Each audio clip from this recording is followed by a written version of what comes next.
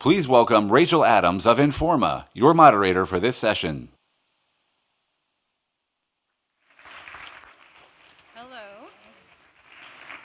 Hello and good morning. My name is Rachel Adams. I'm managing editor of Natural Products Insider. It's an honor to be here to introduce this session and to introduce the speakers today. The session is called Trust and the Media. I'll be honest that I am very tempted to make some jokes about fake news, but I keep reminding myself, Rachel, nobody is here to hear your jokes. And that's a good thing because my jokes are not that good. So, all jokes aside,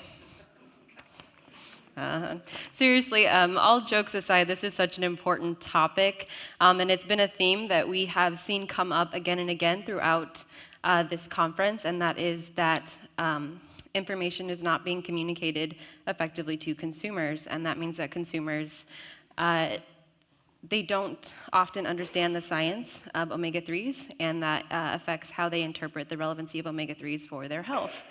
The media is a voice that can communicate to consumers, and I know that at times the way that the media communicates information or the type of information, what information is presented to consumers,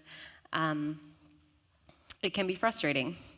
But that's why it's so important to be proactive as an industry and to know how to work with media and how to communicate to media the science effectively in a way that they can communicate it to consumers so that the right message is getting out there and the information is understandable and can be utilized by consumers. So I'd like to introduce our first speaker, which is Sylvia Rowe. She is the president of SR Strategy, which is a company that focuses on this interplay between science, communication, and policy. She is also one of the authors of a report that was published last year by the National Academies of Sciences, Engineering, and Math that talked about this concept of communicating science effectively. So please help me welcome to the stage Sylvia Rowe.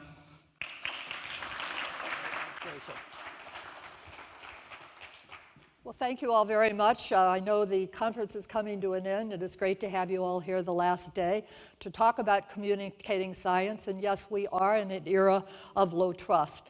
And it's an honor and pleasure to be here. And I will say that this is the second time I've spoken at GOED. And the trust phenomenon, it's a whole lot lower now than it was when I first spoke several years ago in Salt Lake City. So moving on here. Having a little trouble getting, there we go. This is my disclosure slide. Not that I care you know that much about me, but it's absolutely critical these days to have speakers to have an identity.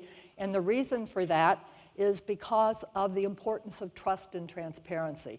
Both of these are absolutely fundamental to our dialogue today in terms of reaching people, in terms of giving them credibility, the information credibly, and to having it received in the way that you wish it to be received. So as you think about good, I'm having a little bit of difficulty. Here we go. New England Journal of Medicine said it best a few years back. It says transparency becomes increasingly necessary in an era of low trust. And just keep in mind that the Oxford English Dictionary word of the year in 2016 was post-truth. So that gives you a sense of again, the environment that's out there. If you look at a survey that comes out every year, this is released during the World Economic Forum at Davos, so it's once a year. It was just released in Davos, and it was made public last week. So I've not had a chance to delve into it, but I think there are actually some very positive developments that have come out of the 2018. This is a comparison of the research that was done in 2016 and 2017, which makes the point 2016 is the first year that trust in all four major institutions, NGOs, industry, government, and the media all declined. And again, it declined rather precipitously in 16. It declined again a little bit selectively in 17. And NGOs for many, many years have been the most credible of all of the communications players. What's really interesting about the sort of the top line results in the 2018 survey, this is the first year in quite a while that influencers, knowledgeable people, experts, actually are more sought out and respected than family and friends for the information. So I think that's really positive.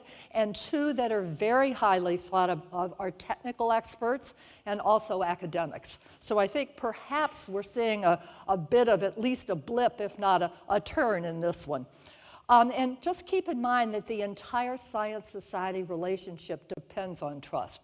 That's why it's so critical in terms of making sure we establish it or don't lose it, as the case may be. Let's see here.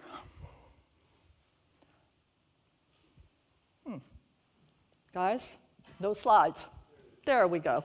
Okay, important things here. If you look at some of the new research that's out there, and this is actually research that's very good from one of the science programs at the University of Chicago. Here, it's a percentage of people who trust the scientist as such. One is to tell the truth. Very positive. You see it's very high in terms of a great deal of trust or some trust.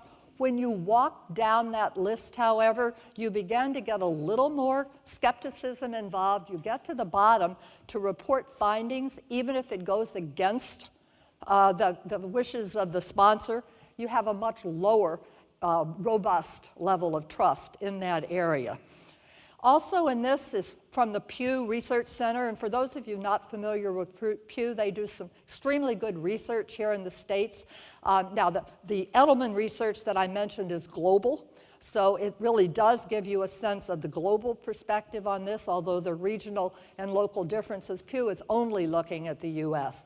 So here you see again that the public is largely positive about the contributions of basically of science to society. But if you walk down and look at this and look at the issues as such and delve into it, when you get down to the environment and food down at the bottom, you have much lower levels of trust. So again, while you can talk about trust as sort of a generic phenomenon, it becomes important to really understand how it plays out in on a specific issue or series of issues. And just keep in mind something else. Only scientists are stuck with what science says. And the public can disregard, they can deny or distort the findings, and it doesn't have, in all cases, immediate consequences for them. So I think it's understanding that disconnect also becomes important. In terms of food issues, it's especially true because we've all said this, we laugh about it. Everyone's an expert because we all eat. So everybody's got an opinion, and certainly our family and friends have opinions on this, as well as the experts. And then just a quote that came out a few years back, the GI system basically overwhelms the neurological system. So your gut's going to win out over your brain in most cases. We also have two escalating realities today. And I think this is kind of, again, fundamental to understanding what's going on. We have changing science. We have changing communications. And it's when you get both of these phenomenon together that you have a particularly escalating challenge.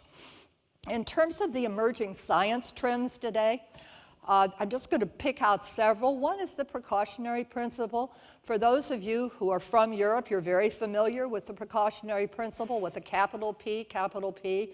Well, we don't have a precautionary principle, but we're acting as if we do, with a small p and a small p in the States, moving away essentially from some of the traditional sort of thinking, particularly in the policy arena as it relates to decision-making around the science. And probably the one in the middle is one of the most important, is the public health rules. Again, the gold standard for evidence, and you heard it from several of the speakers this morning, is the randomized controlled trial. But now that we've got issues that are multifactorial, they're very complex, and I'll just use two, obesity and climate change, both of which have very long-term consequences. You can't really say that you can do a randomized controlled trial and look at, say, a risk of a particular health issue 30 and 40 years hence. So what's happening instead is you're having real-world natural experiments that are actually being undertaken. So you have practice-based evidence rather than evidence-based practice, and that's leading to evidence-informed policy, but not necessarily evidence-based policy. In fact, the National Institutes of Health here in the States had a conference this summer looking at what is the best research design for these natural experiments, sort of realizing that we're going to have to pursue those in very key areas, and how do we really make sure and confirm that the science is as positive as possible. We're also getting calls for transdisciplinary science to move away from our silos of nutrition and food science as such, ag science, and bring in, say, other disciplines involved. We heard from the psychiatric perspective this morning, but also the social sciences. People are saying we better need to understand anthropology and sociology and other ways in economics and all of the above in order to fully understand our issues. And then we have a very rapid movement today between science, communications, and policy. And this is something, again, that is a very different model from the past. And then that's leading to strategic science, where some say, okay, I know what the outcome that I would like to have, I'm going to design the research to get there. So these are all things that are going on in today's world that have made a difference. Also, we live in a very, very dramatically changed media environment, and I'm not even going to spend time looking at these figures because I put them together about 6 weeks ago. They're already outdated, but this is the usage, social media usage on a daily basis. And you're talking millions and millions of sort of effects from the media, and I think our next speaker will talk about what the impact might be on consumer decision making. So our credibility. So I also want to point out, I was a journalist for 20 years, sort of truth in packaging here, so very familiar with this particular tension. It used to be, and still is today, that the scientific community is looking for consensus. The media is looking for conflict and controversy. It's a fundamental tension that's there. Doesn't matter how the media types, the platforms and whatever have changed, that's sort of a given. What is a bit different in our environment today is there's a lot of the same conflict and controversy within the scientific community as such. And certainly when it comes to dietary fats, when it comes to the various fatty acids, we see this playing out in a significant way in a public forum where you have this kind of disagreement. So as you move ahead and think about where this is going to lead us, there we go. There we have the science news cycle today. And I don't know if you can read all of this, but it is well worth taking a look at. Okay, there we have our academic researcher, very responsible. A is correlated with B, given C, assuming D, and under E conditions. It goes to the press office of the university.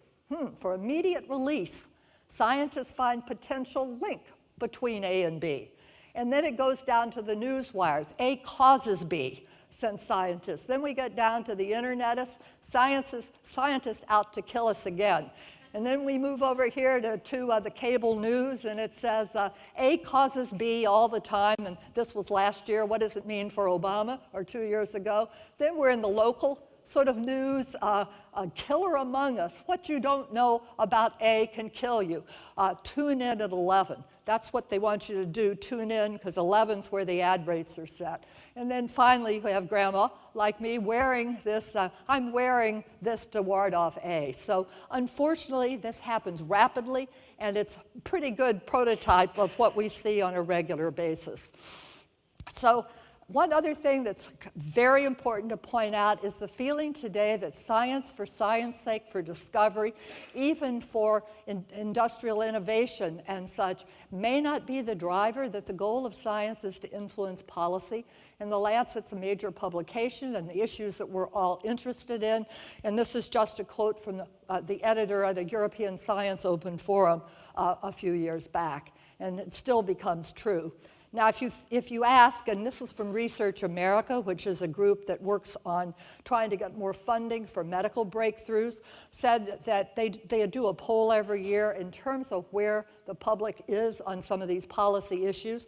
And they found that public policy should be based on science is agreed by most of the people, but you have about a third of the people that don't think this is true. So that's a significant disconnect, again, for those of us who are really committed to science versus those that essentially don't feel it's playing a critical role in their lives or don't want it to play the same role that they're playing in their lives. So, again, factors that are impacting science communication and translation.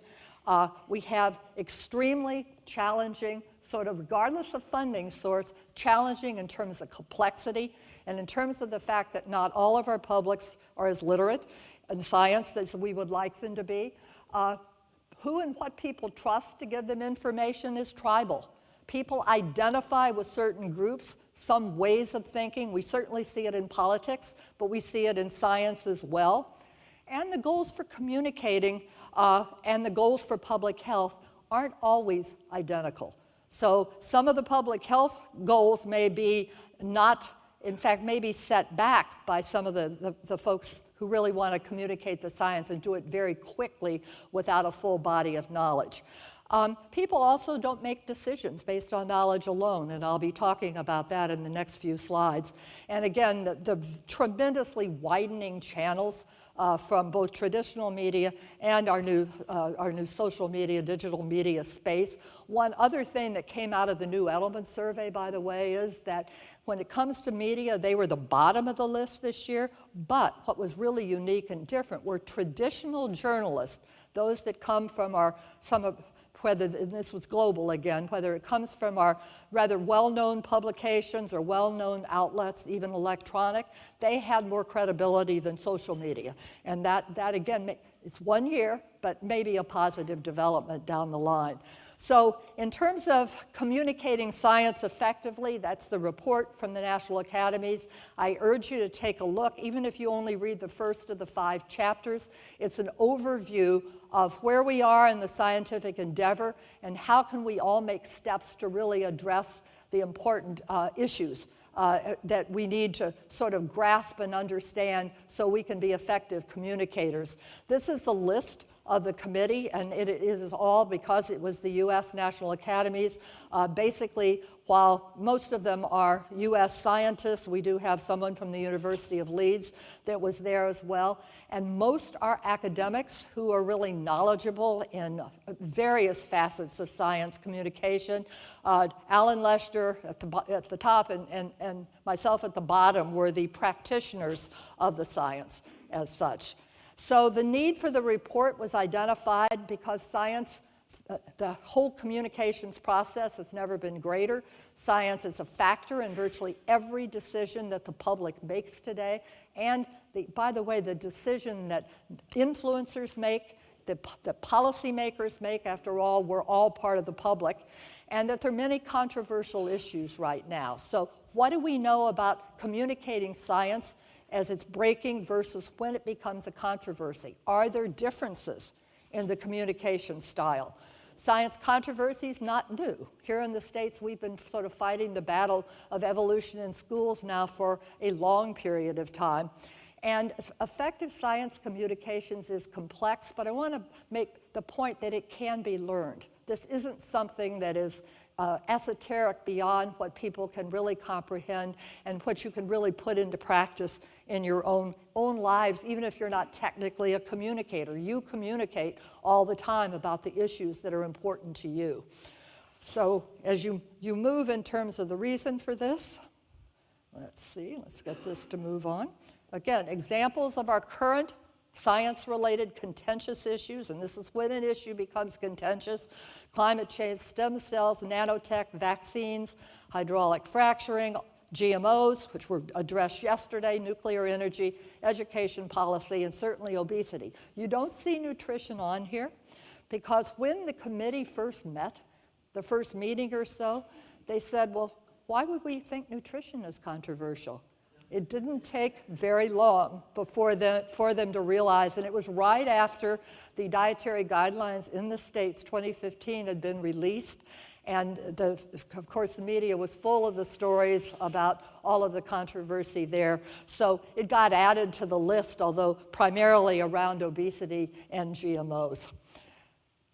So the charge to the committee is to identify what's known about effective communication, but then also to raise the question of research. Chapter 5 of the report is all research needs. So if any of you are communicators as such and you really want to get into the official sort of world of communication and get your research published, look at Chapter 5. It's an important area. And then we will move on, if possible. So the added, again, there are questions when something becomes controversial. The ideal, and I've heard this word a number of times, is to be proactive and to be positive and to make sure you have shaped an issue before it becomes part of the controversy. So whether it's the conflicts over values, beliefs, and interests, they're every bit as important as what the science says. Whether the public perceives uncertainty, I think we've talked already about the tension between the consensus and the conflict, and certainly in the issues that we've been talking about the last few days, uncertainty does creep in from time to time. The voices of organized interest and influential individuals can be amplified in the discourse, and I think our next speaker is going to be discussing this. And trusted and authoritative voices are not always able to be heard. In part, they don't know how to really communicate, to really understand the system, to play a pivotal role, so they can't drown out the influencers that may not be as science-based. So I think another area that's very key is to really understand what you do when you communicate about science. Are you trying to share the findings and the excitement of science as a discipline, science as an entire field? Are you trying to increase the appreciation of that science so that people understand and can navigate the world a little better? Are you increasing knowledge and understanding of the science around a specific issue, an emerging study, or an intervention that has been applied and what the results are? You want to influence opinion, whether it be public opinion or policymaker opinions as such, or engage with different groups. So all perspectives around science can be heard, and we can figure out a way to work together around these issues. So recognize the diversity of both the communicators. Lots of us communicate in this room. We're all very different from one another. Our reasons are different. Maybe even the styles that we approach it are different. But your audiences are really very, very different. So know before whom you stand before you sit or before you talk, any of the above, in terms of tailor those messages to the audience, because the audience is only going to be responsive if it speaks to them. I heard a speaker yesterday say that the key words, what's in it for me, what's in it for them? Why do they care about what you have to say? And how do you say it so you make them care, or you give them a reason to care and want to even learn more about the scenario? So complexities, again, look at the individual and the social factors.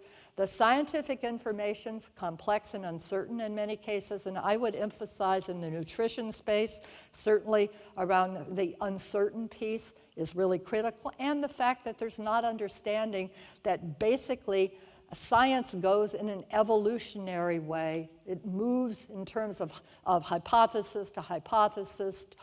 It's very gradual, but the way it is often covered in our public dialogue is very revolutionary.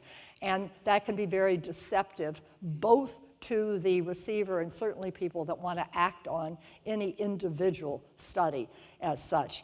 Also, the ways in which people process information is very different, and the social influences, again, are very critical in our world today.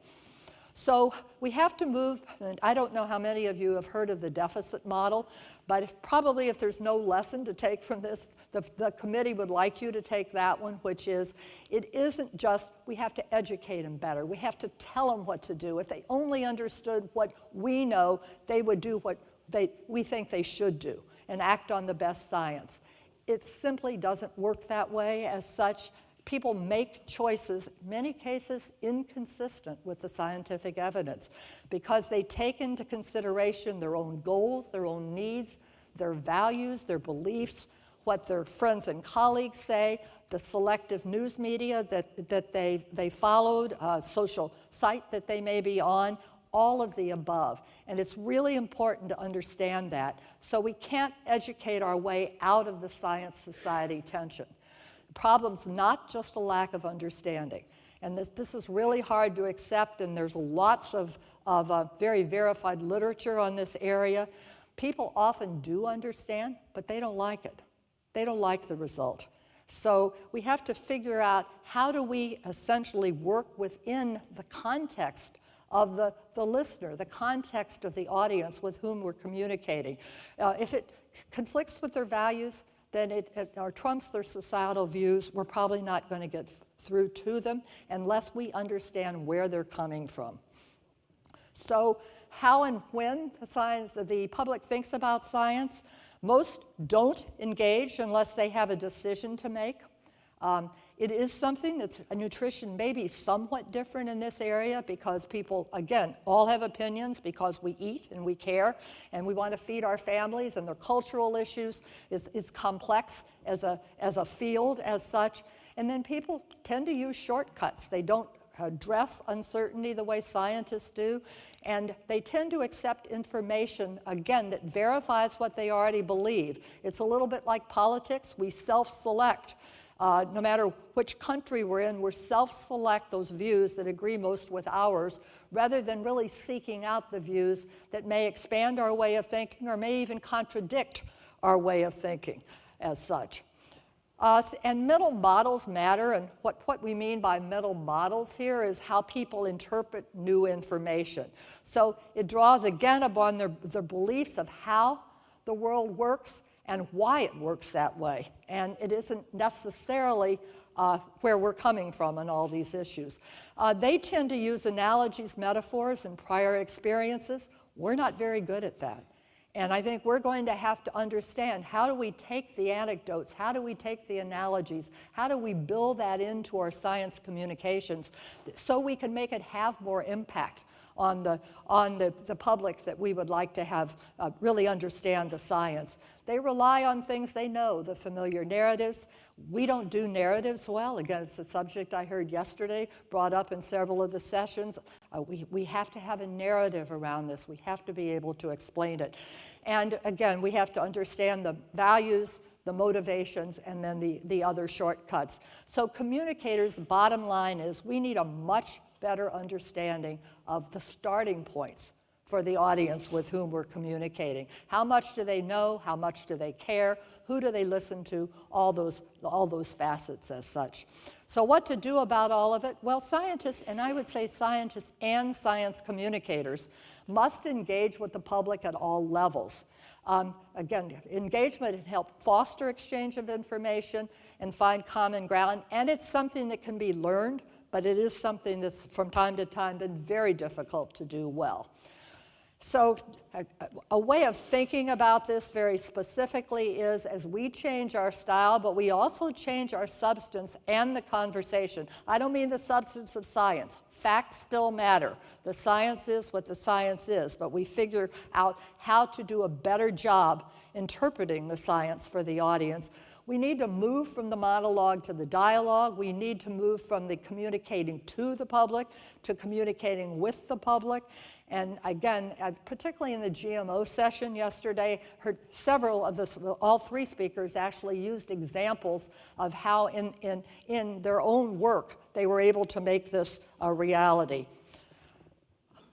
And and by the way, I didn't intend to skip over that cartoon, so let's move that back a little bit.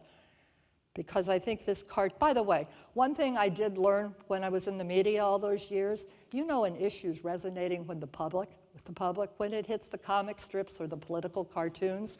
So you should always look at the cartoons and think, aha, so that's out there now. That's something that the public is really looking at. So this is our would-be communicator here. My presentation has live web links, full screen HD video clips, animated fonts, thundering surround sound audio, and awesome 3D special effects. Now all I need is a topic. Well, if there's, again, one thing you start with is, what's your message? What do you want to say? What's that bottom line message? Articulate it, practice it, think about it. Can it be adapted to audience? Absolutely. And you start with the message, you end with the message. It's a way to reinforce it. Without the message, without really knowing what you want to say, essentially the communication will be meaningless, both ultimately to the person you're trying to impact or the groups you're trying to impact, but also to yourself. And never have more than 3 messages. It's kind of a basic of communication. As I was listening to the excellent presentations this morning on what's known about some of the health issues as it relates to the omega issues, I wanted to say that if you're really talking about that, you may want to say, I'm going to concentrate today on concussions. I want to concentrate today on cardiovascular disease, so you can really focus your energy on the one message that you want to get out there as such. So how the issue is framed is critical. You have your message, you know what it is, or messages, so how are you going to convey it? How are you going to convince the public you have their best interest in mind, and you really want to connect with them, and you really want to understand why it's important to them and what's in it for them. So quick rules of thumb, just to kind of remember, hyperbole is the enemy of credibility when it comes to science. The word marketing came up this morning, and often marketing is a challenge because marketing makes people think that's what scientists think, whether it's within a company or more broadly. So it's important to have the science lead to be part of that message and know what the foundation is. People are lumpers. This is not a technical term, by the way. They're lumpers. They only hear the sound bites. They hear that bottom line over and over again. That's why it has to be emphasized. And scientists love nuances. And that's kind of it's like the 24-hour cartoon. The caveats get lost almost immediately when you get into the dialogue. So no caveats and no clauses as such. So one thing, again, kind of a fundamental to this, and this came out of another initiative that comes out of national academies. Their Sackler Symposium they have every couple of years on credible science, the science of science communications. One of the speakers said, we need to take a page from the anti-science people. They use intuition and gist to process their information. We have to compete with those folks on an equal playing field. But our advantage is we have data in our gist. We offer context. So the science will always be the driver for us. It will be the factual basis, but we have to figure out how to do it in a way that's going to really resonate and be meaningful, and that's pulling out basically the gist. I put this in here entirely different. I'm not going to address it today, but for those of you who want to know, can you play a more active role in terms of countering pseudoscience? This is an article that was in the New Yorker here in the States in 2016 about the engagement, which we've talked about, to asserting the true facts, but basically how to expose the bad tactics that may be out there as well. And it had some really interesting ways of thinking about addressing the bad science that we're all very more than familiar with as such. So building the science communication research endeavor, the enterprise, if you will, we need to better connect those that are working in the academic field of science communications between the rest of us who are actually the practitioners and figure out how can we work together basically to make things more positive. We need to foster the interdisciplinary work and the dialogue that this will require. We need to create and recruit more researchers from neighboring disciplines. If we think that we can learn from someone's study on anthropology, we need to involve them, even though, quote, they're soft science, because those things are really critical. And then we need the policy mechanisms for the review and funding of science communications when necessary. Perfect example in the US, we had the National Label and Education Act. We did very well with that. We did really well with the labeling. No education, no funds put into it. So there's got to be that follow through to know what the communications implications are. And you know, all of us, we need empathy, we need to show empathy, we need to understand others, we really need to sort of walk in their shoes for a period of time, and we need that narrative that's really going to mean something to the audience that we're trying to reach. And then, coming from Washington, D.C., I had to leave you with this slide. This is called the evolution of communication. First, the written word, then the movable type, then mass publication, then email, then Twitter. 140 characters, what more is there to say? And on that note, thank you very much. I would love to have questions.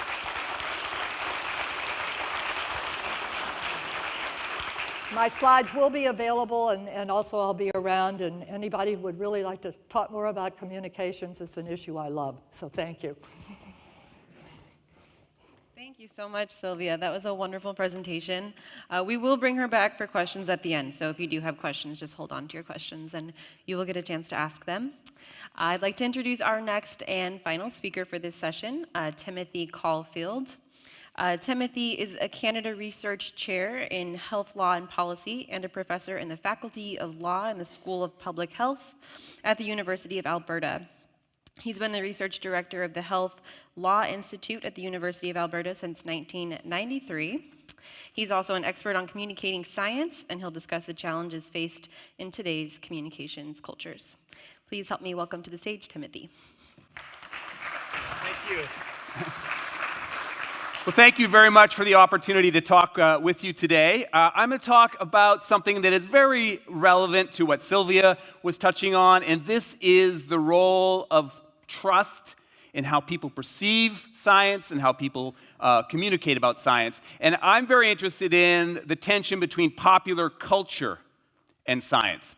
I do think we live in a very interesting time, a time where this is becoming increasingly problematic, where there is twisted information out there.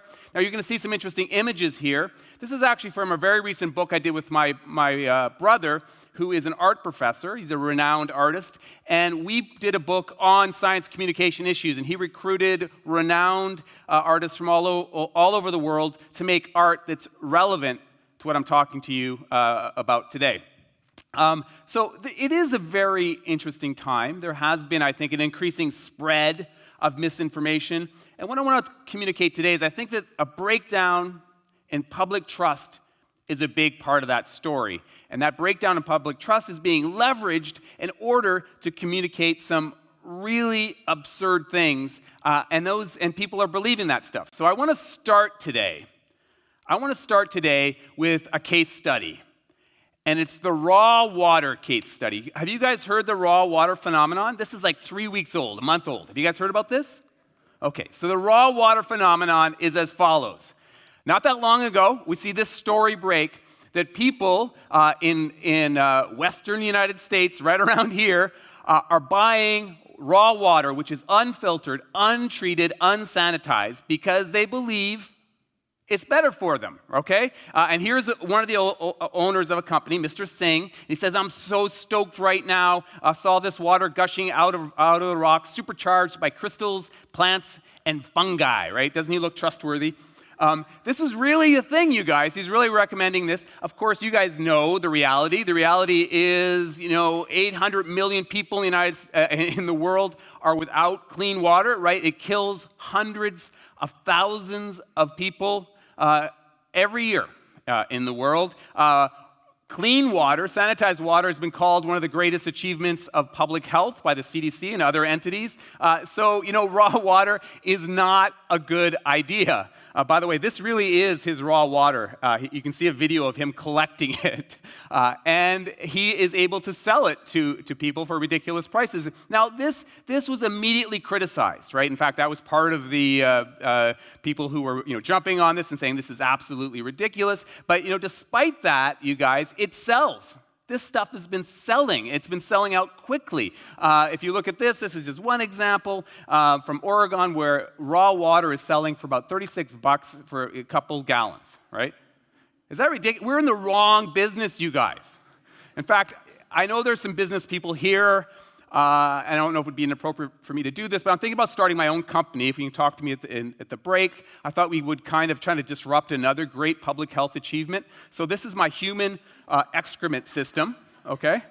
This is Caulfield's artisanal human microbiome receptacle, because big sewage can't be trusted. And I really think that's what I want to talk about today. I think this raw water thing is a great example, right, of how this can play out, how trust can play out. So here's Mr. Singh again. He's thinking about this great success that he has had. And this is a great little case study we can dissect. Here's Mr. Singh says that you shouldn't drink public water, right? Because it's basically toilet water with birth control in it, right? And then he goes on to talk about fluoride, and he goes, "Call me a conspiracy theorist." You're a conspiracy theorist. But it's mind control drug, right? So he says it's a mind control drug put in the water by the government. Now that sounds really absurd, but research shows that Mr. Singh is not alone. So this is a fairly robust study that was done in the United States not that long ago, and I know the numbers are fairly similar in Canada. 9% of the population believes that the government is putting fluoride in the water for a sinister reason, right? Not for health reasons. And I actually think the 17% is almost more shocking. So you're looking at over a quarter of the American population believes this at some level, right? So that is your market for raw water, okay? So I'm really interested. What's going on here? Why are we seeing more of this? And I really do think we're seeing more of this. Yes, quackery's been around for a long time, but we're seeing more of this. What's happening? So what I want to do today is talk about trust, of course, but I also want to dig into pop culture a little bit and give you some extreme examples and why I think what's happening in pop culture is leveraging this trust thing. I want to talk about the naturalistic fallacy, which I'm sure this room is familiar with. What I call the science-y paradox, we'll come back to that. Fake news, of course, and fake news does have a big role to play here, and lastly, confusion, okay? Those are some of the things I want to cover, and then I want to come to some broad conclusions, which are super similar to what Sylvia said. Okay, so let's talk about trust. What's going on? Now, I get a lot of hate mail, I really do, because I talk about controversial stuff like GMOs and alternative medicine. So these are actual quotes that I've received recently from people who are angry with me. Can you read the top one there? How small is based on your, so that one deserves a little bit of explanation. I wrote an article in one of our national newspapers on homeopathy. Does everyone here know what homeopathy is? Yeah. So as you guys know, homeopathy is scientifically absurd, right? It's scientifically implausible, but you take, a substance and you put it in water and then you dilute it to nothingness, right? In fact, the smaller it is, the more powerful it is, right? Which is ridiculous. The smaller it is, the more powerful, right? Small is good. So I actually think that's a compliment, right? It's a homeopathic compliment. Well, thank you very much. I don't know if it's small, but the reason I put this up is, I don't know if other people in the room get hate mail. I get a lot of it, and it all says the exact same thing. It doesn't matter what the topic is, whether it's GMOs, whether it's homeopathy, whether it's organic food. It does not matter what the topic is. I hear the exact same thing. And the number one thing is trust. We can't trust you. And as Sylvia said, in general, the trends of trust in our institutions have been eroding, right? Eroding confidence in institutions stays near a historic low. As Sylvia said, we're seeing some positive blips there. That was news to me, by the way. But in general, it's trending downward, right? What's happening? My screen is blank. There we go. And in certain sectors, you are seeing trust erode really in a fairly dramatic fashion. This is a study that was published in the New England Journal of Medicine that found that with medical professionals, and not just medical professionals, but the medical institution, not that long ago, you saw that over about three-quarters of the population had a great deal of trust. Now about 34% have a great deal of trust. That's a huge decline in an institution that used to attract a huge amount of trust. In addition to that, we have this breakdown in trust around science, which Sylvia talked about. There is this perception that people don't trust science anymore. That, as Sylvia pointed out, is much more nuanced than that. If we walked out in the street and we asked people, do you trust science? They'll say yes, but it breaks down when you start talking about things like organic food or GMOs or vaccines or climate change. So you have that disruption happening. Nevertheless, it has been called the war on science, and it has been explored by entities like the National Academy of Science. Actually, it was part of that event also. But what's important to recognize today for us is what is driving that breakdown in trust. And one of the things that Sylvia didn't talk about, or at least in depth, is the impact of industry. And studies have consistently shown, and some of the research that we've done at the Institute has found this too, that industry matters. It has a huge impact, rightly or not, on trust. So this is just one example in the context of vaccines. When I get hate mail about, talking about the value of vaccines, the very first paragraph, every single one of those correspondents will have this. It's about the impact of big pharma and evil industry. And you see this kind of research, like this one here, that confirms that over and over again. The profit motive is making us not trust what you're doing. This is a really interesting study that came out in PLOS One just last year. And what I think is great is the way that they ask people, do you trust these people doing research, right? Do you trust these entities doing research? And what's cool about this study is they looked at different players and then combinations of players, right? So if it's just industry, as you can see, trust is the lowest. But then they tried it adding different players, universities, NGOs, combinations of universities, NGOs, and you can see that the trust increases. So that's an interesting takeaway. Like, partners matter. Who your partners are matters. This was our own study that we did in Canada, and we were doing research on who do you trust with your tissue, basically, which is a great way to look at trust because you're kind of handing something over to people, and you've got to trust them a lot if you're going to give them that information. And holy cow, people do not trust industry. Look at that. We found 62% don't trust them at all, and only 6% trust them a great deal. And we even looked at, if you're a university researcher receiving funds from industry, you see this dramatic fall in trust. Again, rightly or not.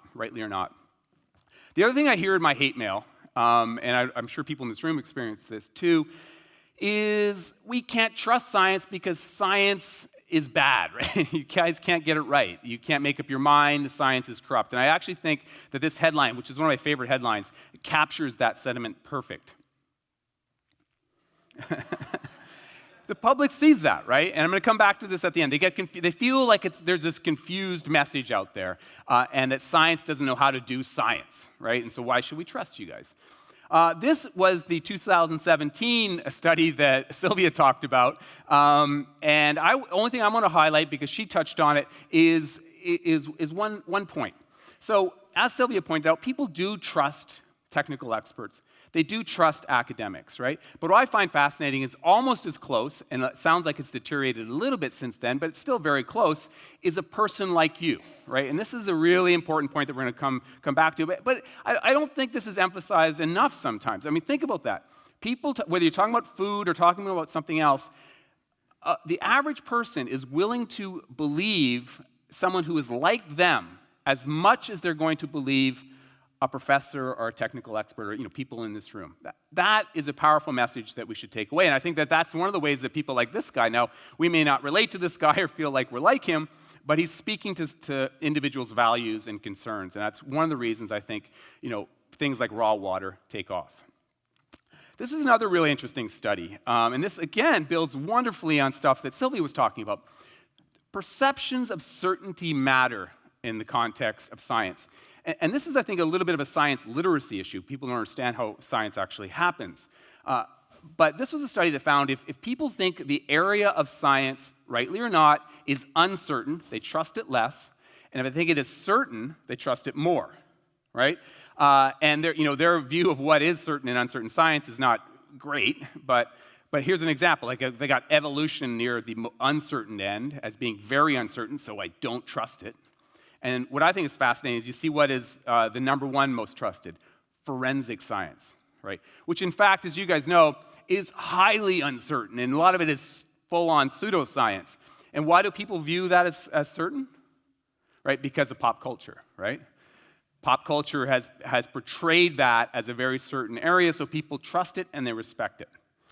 So that's something else that we should think about when we're trying to figure out ways to address the trust issue. And speaking of pop culture, I want to dig into this a little bit. And this is an area that we do a lot of research.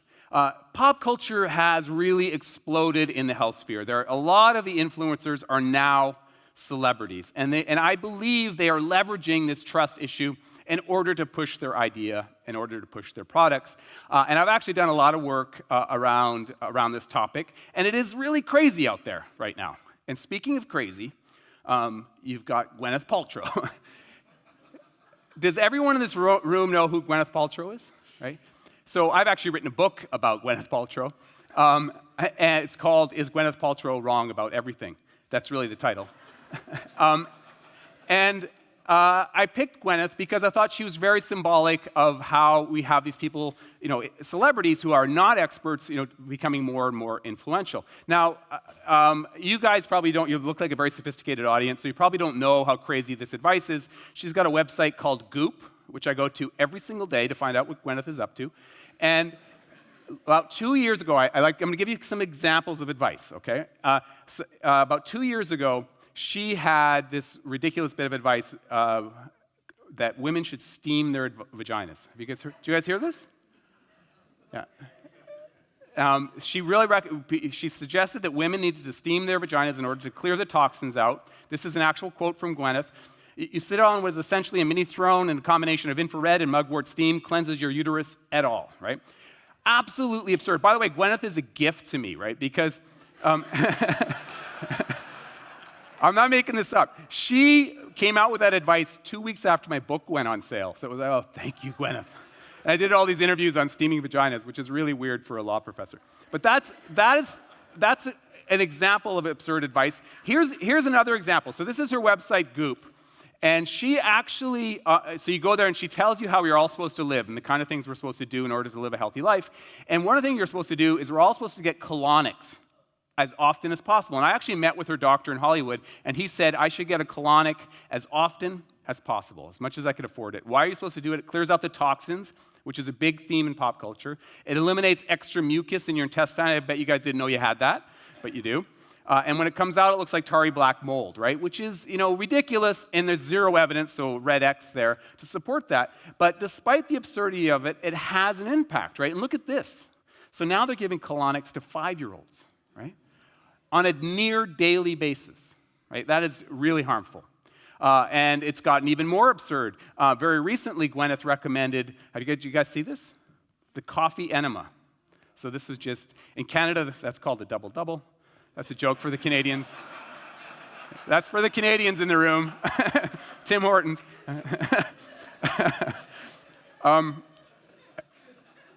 Completely absurd, but it's sold. And the problem with these trends is they can have real harm, right? Look at this. Just days ago, a clinic in Canada was shut down, and all the people that went to that clinic to get colonics, by the way, don't get colonics, now has to be tested for HIV and hepatitis. Right, so serious stuff. Here's another bit of advice from Gwyneth. You're supposed to let bees sting your face. It's an anti-aging thing, right? And also anaphylaxis is so rejuvenating, right? Any evidence to support this? Of course, the answer is no. But again, people do it. People do this, and there's real harm. In fact, one of her friends from Hollywood actually had an anaphylactic reaction, not once, but twice, right? And Gerard Butler, he's the action star, and Gerard, the first time is Gwyneth's fault. The second time is on you, right? Absolutely ridiculous. And I want to do one more, and I'm doing this for a reason. So this was the jade egg, the idea that women are supposed to put jade eggs in their vagina. Did you hear this? Hear about this? Yeah. Absolutely absurd. And And from a science policy perspective, one of the reasons I think this one is interesting is because the reaction was immediate. There was headlines all over, don't do this is absolutely absurd. And by the way, this is what it looks like. It's a $66 rock. But that's not to scale, by the way, but it's a little bit smaller. It's a little bit smaller. But $66 rock, right? And there's, of course, don't do this, it's dangerous. Immediate reaction, no. And despite that, right, red X, it's ridiculous, it sells out, right? It sells out. She can't make enough jade eggs. So that's the kind of absurd stuff that's going on. But then you see the more serious stuff, right? Jenny McCarthy, she's on CNN talking about the myth of the connection between vaccines and autism. These are actual quotes from this. And this, we can map the power that this has had. We've done some research on this topic ourselves. It has a tremendous impact on vaccination rates, a real problem. And this speaks to something that Sylvia talked about, and I'm going to come back to, is the power of the anecdote, the power of the narrative. She was on CNN, and it was Jenny McCarthy and I believe 3 experts from the CDC who've spent their life studying vaccinations. We remember Jenny McCarthy because she's a celebrity and because she was telling a powerful story about her son and autism, right? And that's one of the ways that celebrities have so much traction, and one of the ways they leverage this breakdown in trust. This was a funny survey that was done by Reader's Digest, so it's not very scientific, but I think it really highlights where celebrities are in our world. So I want to go through this. So this study was done right before the election last year. I think it was like October. And they asked Americans, who are the 100 most trusted people in America? Okay? So let's go down the list. We've got Tom Hanks, Sandra Bullock, Denzel Washington, right? Celebrity, celebrity, celebrity. So let's go further down the list. We've got Alex Trebek, who is a Canadian talk show host. Woohoo. We've got 2 scientists in the top 20. But look, Dr. Oz still in the top 20 after all the controversy, right? One of the most trusted people. Let's go further down the list. You got Johnny Depp, right above the best-known Supreme Court justice. So this was before the election. Where do you think Barack Obama is on this list? Way down, 65th, right? Right below Adam Sandler. Now, it's a silly study. I know we call it a study, but it really does highlight, I think, the place of celebrity culture. And I'm going to come back to that. The other thing that I would call a social trend that really leverages this concern and trust is the naturalistic fallacy. Do you guys know what I mean by that? The idea if it's natural, it's good for you, and if it's unnatural, it's bad for you. And this has been a very powerful story and has such incredible intuitive appeal, right? So if it's unnatural, it's bad for you, right? Like vaccines, antibiotics, and clean water. And if it is natural, right, it's good for you, right? Like arsenic, cancer, and raw water, right? But that works. It's really worked. And I know this room knows that. And entities leverage that idea, right? So this is the Live Water website. This is Mr. Singh's website. So if you want to buy raw water, you go to the website. This is what it looks like. And for sure, he tries to leverage that naturalistic fallacy, right? The water comes from the earth. How could it be bad for you? We trust it's perfect just the way it is, right? That's the message that he tries to convey, and it works, right? It has that power. And there have been a lot of interesting studies that have shown that words like natural, like organic, have a very powerful health halo. I'm sure you guys have heard that before, that people just think it's better for you, has fewer calories, or I'm willing to spend a little bit more on it. And that's what's happening here. And some people have claimed that billions, $40 billion, I'm not 100% sure how accurate that statement is, how you tease that out. But $40 billion worth of food is sold every year based on the word natural, even though, and again, this room knows this very, very well, the word natural is still pretty amorphous, right? The FDA is still trying to figure it out. I think this was from 2016, and they still haven't really clarified it, and there's even been litigation over, what does the word natural mean? Despite that, despite all that uncertainty, despite all that lack of clarity, that naturalistic fallacy works, and partly it works because people trust what's natural. They believe they trust what's natural. And this can have a real impact, right? A real public health impact. This was, as people here probably know well, this idea of pushing organic food, can really scare people away from particular food items. There's the Dirty Dozen that comes out every year, right? Despite the lack of science necessarily supporting the conclusions from the Dirty Dozens, it has a real impact on uptake.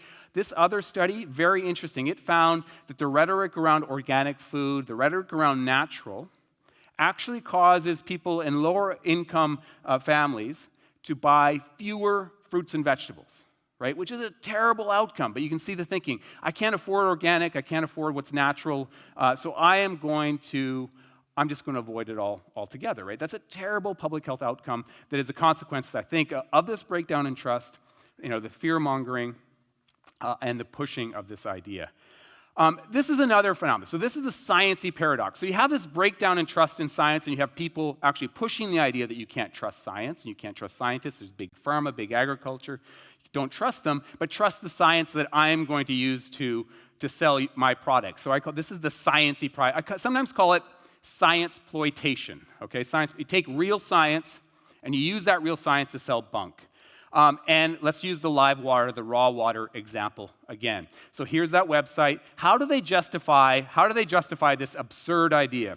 Well, they use the exciting real research around the microbiome. Everyone here knows about that, of course, right? It's in your wheelhouse. There's real exciting research going on around the microbiome. In fact, we just got a big grant on this topic. And they use that, right? They use microbiome language in order to justify their product. You can see at the bottom there, living spring water, their raw water, is key to unlocking the perfect microbiome balance, right?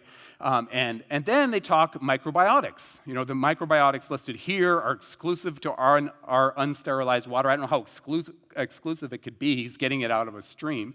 But that kind of language is used to sell. That's science exploitation, right? And you see it all over the place. Here's one of my favorite examples, one of the most absurd examples of it. So here's Gwyneth Paltrow. I don't know if you guys remember this. Gwyneth Paltrow, about 2 years ago, I told you I follow Gwyneth closely. About 2 years ago, she claimed that water had feelings, right? And she meant H2O, and she meant emotions, right? And that if you took a glass of water and wrote on the jar a negative word, right?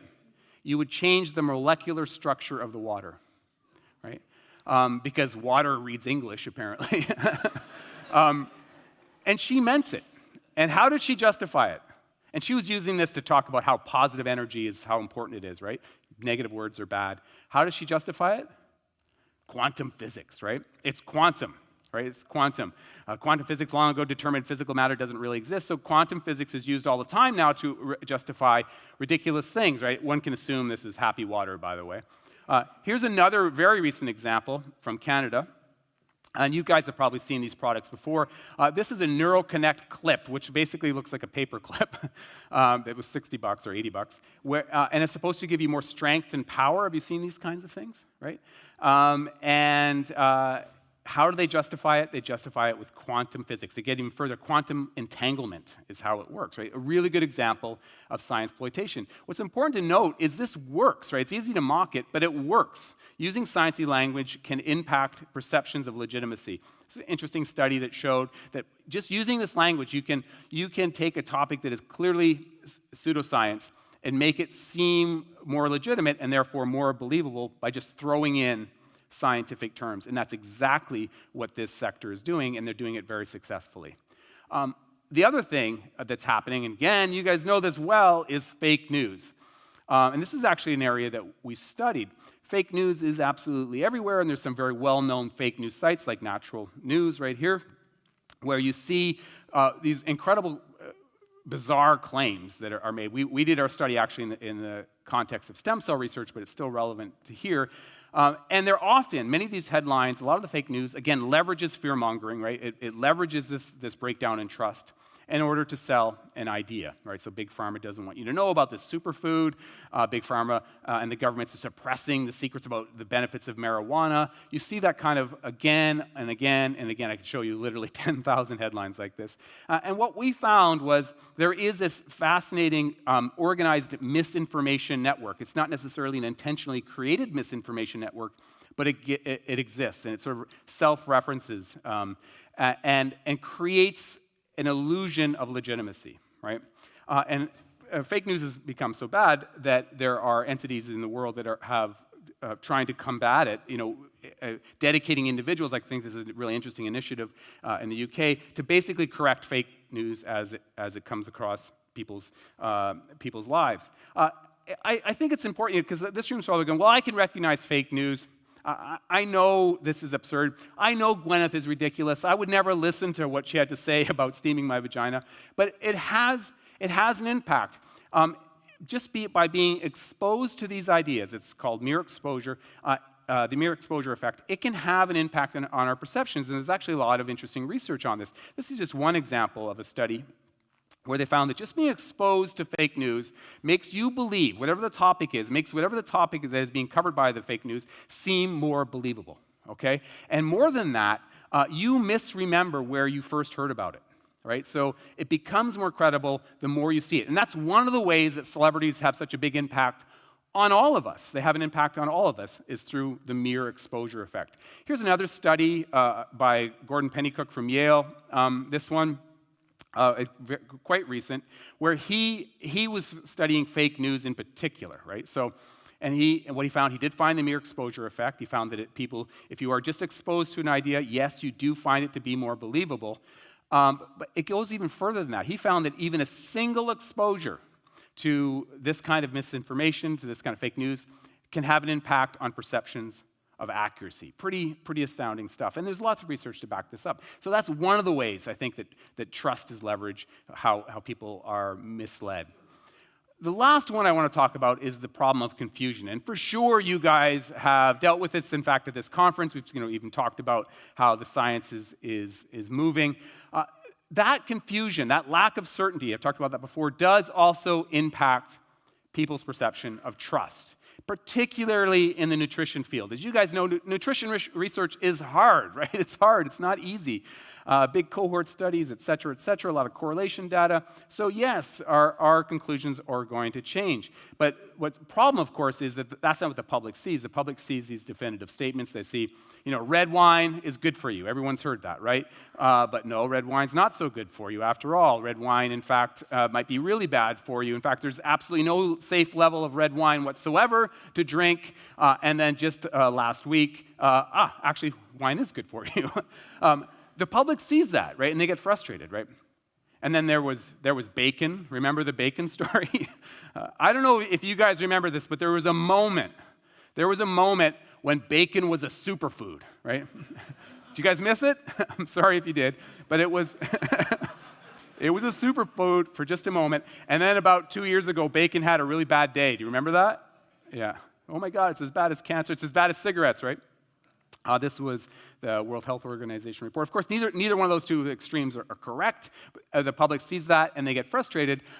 This is a great study done by the Metrics Group at Stanford. I think they do really cool research. And they were basically looking at all the different foods that, the studies about foods that say it prevents cancer or it causes cancer. You don't have to see this in any detail, but you can see they got wine, and then the studies that say it causes or prevents, and then tomatoes and tea and sugar, what does it say, onions. And you can see every one of those dots represents a study and the strength of the study, and you can see it's all over the place, right? The public sees that. They see the media reports of that, and they get frustrated, and they shut it out. Look at poor old bacon down here. It didn't do so good. But there has been some interesting work to suggest, and there's been a lot of research on this, that kind of confusion does cause people, again, to lose trust, but also to stop listening, right? So this is just one example. You can see that people strongly agree there's conflicting information out there. In addition to that, it makes them doubt the choices that they make about their food, which is a terrible outcome again, right? I love this study, and it goes to certainty. I love this study. People are confused. That found that people find doing their own taxes simpler than improving diet and health, which is ridiculous, right? Because it's pretty straightforward, right? It's for most, this evidence-based recommendations that we can provide, pretty straightforward. So that is really kind of a heartbreaking conclusion. So what's next? What can we do? How can we respond to this? Well, I love the fact that my conclusions are exactly the same conclusions as Sylvia's, and we didn't even talk to each other. We came to the same conclusions. Look, we've looked at trust, we've looked at pop culture, and there are a lot of other things that I could have talked about, but these are the ones I picked. But nevertheless, they kind of inform how I think we can as a community respond. Before I get to my list, I would like to say that I also think we need legal action. We need legal responses. We need better truth in advertising. We need strength, more clear policy statements from regulators, whether you're talking about Health Canada, FDA.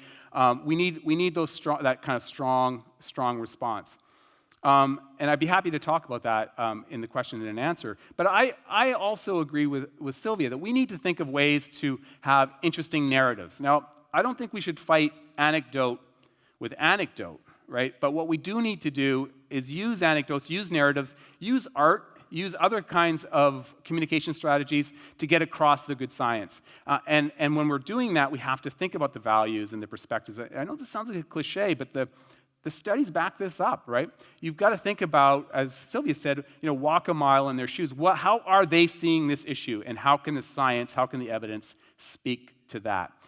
Funding does matter. It really does matter. We need good partnerships with industry, so we have to think as a community how we can have transparent partnerships. And the good news, I think, is consistently the data show that partnerships really help.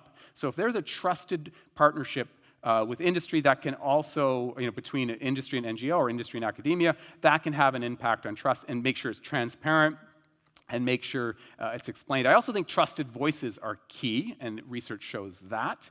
And again, I think people in this room can be part of that conversation. And also, independent sources. We need, yes, we need industry funding, but we really do need independent science. Now, more than ever, right? We need that independent science in order to keep the public trust. This is a plea, because unfortunately, science-y works. So if you're trying to market something, sell something, unfortunately, science-y works. But I'm begging you guys, don't be science-y, be science. Let's talk about the science. And there's a little bit of research that shows that if you do talk about science in a very particular kind of way, don't just say this is bunk or this doesn't work, because of the deficit model, that won't play out. You've got to tie that to some details, but also, as I said earlier, to people's values and perspectives. And lastly, the last thing I'll say to everyone is please be engaged. Get on social media, get on Twitter, give talks, because if you guys don't, this science-informed room, if you guys don't do it, then the Gwyneth Paltrows of the world win, right? So that's not a good conclusion. So I'm going to end by saying, go science, my two favorite words. I want to thank all of the artists who were involved in our book. And by the way, this is the book right here. It's called The Vaccination Picture. It really was a collaboration with these fantastic artists. I'd like to thank my wonderful research team and all the people that support my work. And lastly, I'd like to thank the organizers and thank you guys very much for this opportunity. Really appreciate it. Thank you, guys.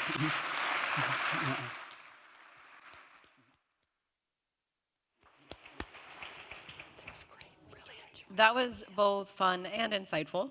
So thank you very much, Timothy. I'd like to invite our speakers to come back out for Q&A, please. All right, so we do have some time for questions. All right. Somebody in the middle over there. My name is Hank Schultz. I'm the senior correspondent with NutraIngredients USA. For many years, I was in the daily newspaper industry, so I guess I'm part of the problem here, maybe. But one comment I would make is, when you do a research study, you may have spent 3, 4, 5 years from initial conception to final publication on that study. A reporter's going to get a maximum of 2 hours to understand what that study's about. So if you consider reporters and other news professionals as maybe your customers if you're trying to sell an ingredient to them, when you're trying to sell an ingredient or a service, you're trying to understand what your customers' needs are and meet them where they are. So if you think about journalists in the same way, as much information as you can give them, as much of their work you can do for them in terms of providing context is helpful. And I'll just make one other comment, and it has to do with abstracts of studies. So often reporters see an abstract of a study, and that may be how they form their opinion about what that study means, and they don't get much time to delve into the context. So, I know that there's a certain protocol for writing abstracts, but so often they don't include context, and then I hear people complaining about how studies were reported in the media saying, you didn't include the context. Well, the reason why they didn't include the context is you didn't tell them, right? So I don't know if you want to comment on those ideas. For sure. I'll let him start. I'll start. The abstract thing, I actually took out slides on abstracts, Yeah. and there's been a lot of research, and we've done some of this ourselves, to show that a lot of the hype. I don't want to sound like I'm blaming the media, okay? Because it's way more complicated than that. I call it a hype pipeline or a cycle of hype. There's hype all Right. the way All the way along the pipeline, from getting the research grant to how it's written up. To the abstract, for sure. There's actually a lot of interesting studies that shows there's a lot of hype in the abstract. I don't know how many academics are in the room. Sometimes editors of reputable journals, and I've experienced this. Is this being recorded? I shouldn't. They ask you, I don't know if you've experienced this, to make it sound a little punchier, right? Yeah. So you have hype in the, and then you have hype for sure in the press release, and then it goes to the media. Yes, sometimes hype happens there too. So that really is part of the problem. I think that we need to recognize the twist happens in a very complex ecosystem, right? It's not just one player. So I think that that's really important. And I think one way to respond to it is something that Sylvia said, and that is clarify your message. So over to you, Sylvia. Well, and I would say you were lucky if they spent 2 hours with you, because I think what's happened more and more is it isn't even the abstract. They're actually looking at the press release that comes out of the institution, whether it be academic or otherwise, and basing their stories on the press release as opposed to reading, maybe then looking at the abstract. But the pressure to title an article starts way back with the researcher. I don't know if you've had the same problems, but it definitely starts with the academic institution. And they want that sexy title so that it's something that will call attention to their university and the study out of the university. So it goes back to that 24-hour news cycle slide, is figuring out where the roles and responsibilities are throughout. But one of the things I think that Twitter has done for most of us, you've got to figure out, you've got to be able to say it in 140 characters. You've got to have your soundbite in a way that's really going to resonate. Then it's up to you to provide the context and the examples and the data and the anecdote. But that's not going away. So the first step starts with honing in on that message. And it's got to be short, unfortunately. So for those scientists who want all those nice caveats, don't start with them. Great, thank you. Oh, Kip. So can I just make a comment speaking directly to that? I think, as an academic, I think the researchers have to take ownership of what they're trying to communicate. So I like your pipeline, but I think it's really important that scientists don't see it as something that they just pass it over to the press office. Because ultimately, who are the press office, if they get in touch with the media want to interview the scientists, not the press office. So it's the scientist who's going to have to try and explain why suddenly his research paper is being translated into some hyperbolic claim. And if they haven't taken ownership and worked in partnership with their PR unit or their media people, then they're going to find themselves in a whole world of pain. And I think it's really important that the scientists prepare to step up, because they're the first step in that cycle. They need to really take that ownership. I would say here to that. I mean, would that's an too. excellent point. And in fact, I was involved in the crafting of the International Society for Stem Cell Researchers clinical translation guidelines. And so those guidelines, they basically, you should have been on the committee, said exactly what you said. They try to make it an obligation, really. That you have a responsibility to follow how your work is being portrayed. And to use, they even recommended use social media to correct it. Use, op-eds, be part of the ongoing conversation about your work. So I think that's a really, really important point. Thank you. And speak up and contact the people that don't get it right. Now, social media, not so easy, but a traditional journalist, because sometimes, again, from somebody who comes from that space originally, I would have appreciated hearing from you that I didn't get it right and why. The other thing that I would appreciate is if I were putting a story together, and this is a similar problem we've probably all had, is what I call imbalance for the sake of balance. You interview a scientist with this point of view, you interview a scientist with that point of view, but you don't say that 99% of the scientific sort of studies have supported one scientist. So to the public, it sort of comes like 50-50, okay, this one or maybe that one. But if you know that the journalist is going to cover both sides, then recommend a scientist who's a good scientist, not Gwyneth Paltrow, but a good scientist who will provide that other perspective, because you will become an invaluable source and become an invaluable player in the process, and you may actually contribute to a story that ends up maybe with a balanced perspective, but not that extremist sort of perspective, so you get the really absurd points of view. Yes, sir. 2 points. The first point is that, first of all, we don't believe anything you said today. No, one of the difficulties in communicating science to other people is that a tendency, their beliefs are so strong that even with science or logic, it's very difficult to get them off that to understand what you're saying, the truth of the matter. How do you address that sometimes? Because it's a very difficult communication gap there.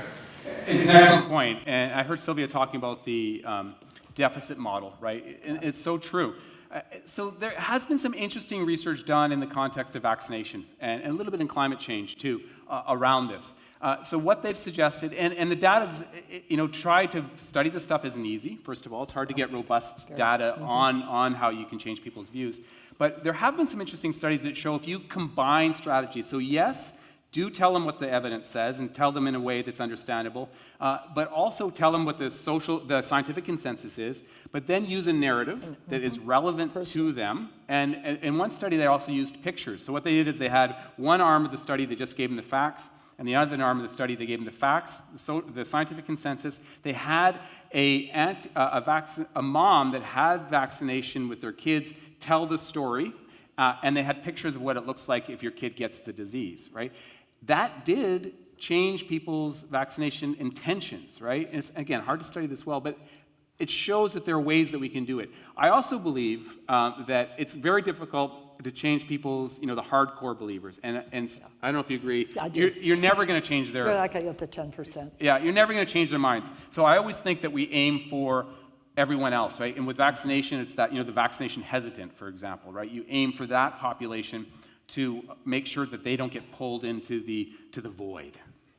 There actually are quite a few very practical tips in that Communicating Science Effectively report that take an actual sort of a particular issue and show how that it's been worked around and what messages have worked with a given audience. Again, research-based things that have come out. And actually, again, even in the session here on GMOs, I heard some very good examples of a way to frame a difficult argument in some areas in a way that would resonate with many people, not everybody, but many people that probably had never thought about the issue in a positive vein before. So I think even here, I've heard a number of things that have come up where people are practicing sort of what we've been talking about.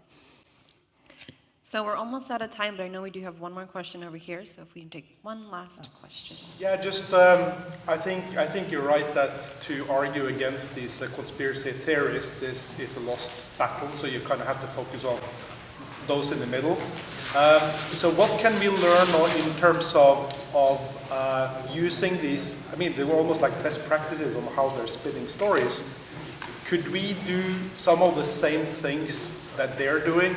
Because I think we're kind of now, as an industry, we have a very traditional approach to how we're communicating. We're releasing a press release. We're trying to get some exposure in the media. We're not that active on social media and so forth. So what can we learn from these guys that they're doing so well and so successfully that we're not doing? Well, I think that was the purpose of the quote from Valerie Reyna, that we need to take basically a page out of the anti-science people's books and figure out how do we deal with the narrative and a new way of talking about this. It isn't anti-scientific to talk about things in real world terms that will identify and resonate with real people out there, as long as what you're saying is still based on the factual underpinning. And I do think, since it hasn't come up, I think the continuing sort of focus that GOED and is putting on the scientific base at least gives you a platform to talk about these things moving forward too. Because other people are going to do science that may not be as proactive and positive and essentially is high quality is what's being sort of encouraged here. I think that's something that's going to have to continue because this isn't happening in a void. I agree, but I will say also, I think when you see conspiracy theories, I think we need to speak out against them too, right? There's interesting research that shows the impact that conspiracy theories can have on the broader. I kind of think of them as a seed that germinates these ridiculous ideas. So I agree with Sylvia that I also think we have to try to leverage those tactics. And I think the last great message is, like, always keep it science-based, because this is a long-term game, right? This is a long-term game, and we want the record to be straight. Absolutely. Well, if I can get another round of applause for our speakers. Thank you, guys. Thank you. Thank you. We do have a couple of housekeeping announcements, if you could just stay seated for just a minute. Hi, everyone. So we're getting ready to go to lunch, and the sponsor for today's lunch is Trident Seafoods, and I just wanted to acknowledge that they promised that they would donate pollock for the main lunch entree, but then they surprised us and also sent some Alaskan king crab legs. So I just wanted to say thank you and say that you're in for a treat. So enjoy lunch.